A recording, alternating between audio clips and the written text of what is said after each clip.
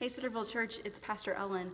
I am standing in our sanctuary right now, although what you see behind me is not what you're used to seeing in the middle of the aisle in our sanctuary when you stand here. But in the age of live stream and digital church, this is what the church looks like from a different perspective. You know, every Sunday when you log onto your computer to watch us, from your perspective, you see me and Pastor Will and the altar table. You see the stone wall and the organ. But this is what I see.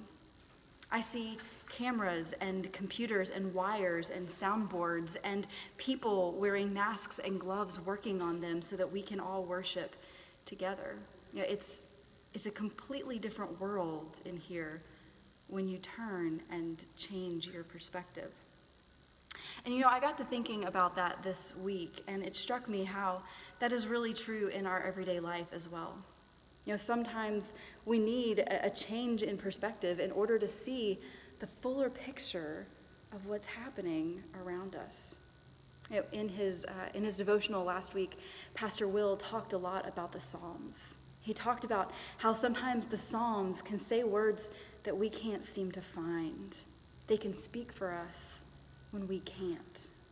And you know, when you read through the Psalms, scholars say that there's a pattern that emerges in them. A pattern that says we go from orientation to disorientation, then to reorientation. You know, you begin in one place, oriented in one direction, and then there's an experience of disorientation in your life. Something happens, and it changes life as we know it. And then after that event, that thing that happens, you know, things begin to level off eventually. And we reorient ourselves to our new reality. At that time of reorientation, it's not a return to what once was, but it's a new piece with what is. Orientation, disorientation, and then reorientation. You know, we all go through that pattern in our life. And sometimes our experience of disorientation is huge and it's big and it's this life-changing thing, and sometimes it's not. You know, sometimes it's as simple as a fight with a loved one when you see things differently, or a conversation with a stranger, or a situation that just doesn't make sense to you and it causes you to pause and reevaluate. The important part in there being the pause and the reevaluation. And you know, it's this shift in perspective that helps us bring God into focus in our everyday lives. You know, today is Maundy Thursday.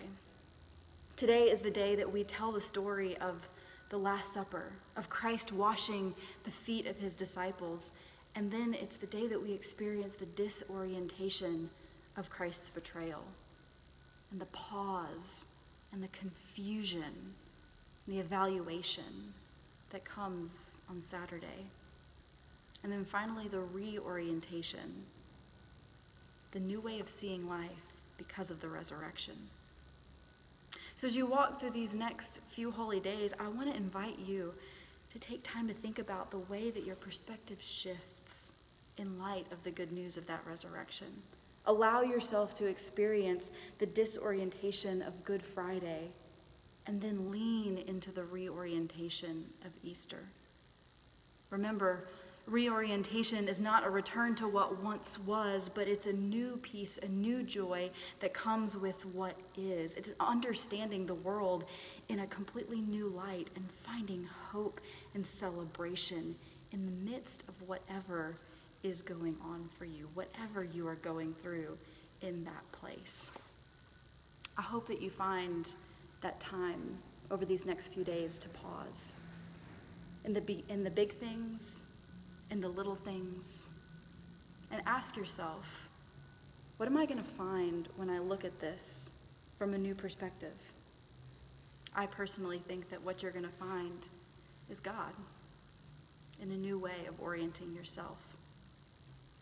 Thanks, everybody, for taking the time to listen, and we hope to see you tonight at 7:30 p.m. on our live stream for our Maundy Thursday service.